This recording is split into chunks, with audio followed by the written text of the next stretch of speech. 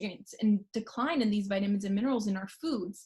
And so, if you look at the percent of the population that's not hitting their estimated average requirements, okay, it's 100% of people are not getting enough potassium. 75% of people are not getting enough vitamin D. 60% of people are not getting enough vitamin K. 40% of people are not getting enough calcium. The reality is that in order to meet our daily requirements, we need to eat about 30% more food to get the same amount of nutrients that we did 100 years ago. And with the way that our environment is being polluted, this could rise to up to 38% more food. And so and unfortunately, if we had to eat more calories, that means that we're going to end up gaining weight as a whole, right? Just to be able to meet these requirements. And this is where making sure that you're covering all your bases, right? You're getting in enough nutrients, not just from your food, but also through supplementation. You need to think about adding alternative methods to help you reach your daily intake. And so, he concluded his whole talk on the fact that the Western diet is just lacking in many vitamins and minerals, even if you supplement with a multivitamin. So, it's tough to reach those requirements. And the fact that you would have to,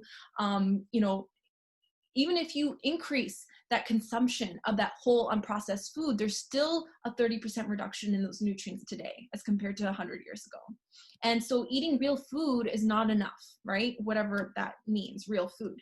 So we need to think about that, think about how we are meeting our intake, and know that our recommended daily intake that we see on our nutrition facts, the recommended daily intake for certain vitamins, if it's X percentage, really we have to ignore that, because that's the bare minimum to keep us alive.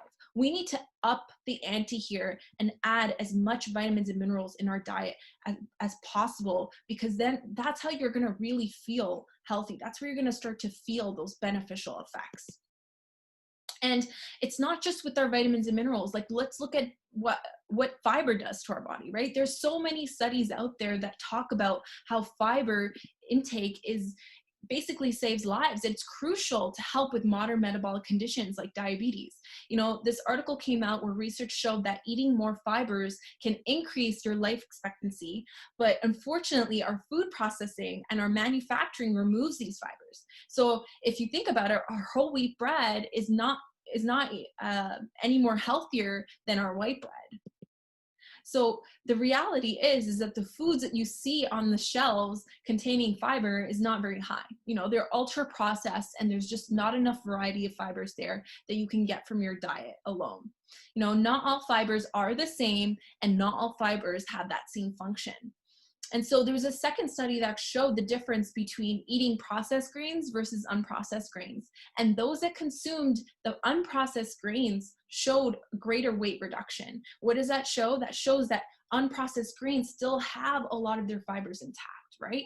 And so if you're incorporating more unprocessed grains, you're going to have more variety of fibers and more of that help towards weight reduction. But be careful, because grains still are very dense in calories, and so we want to make sure that we control that at the same time, especially if our goal is weight loss.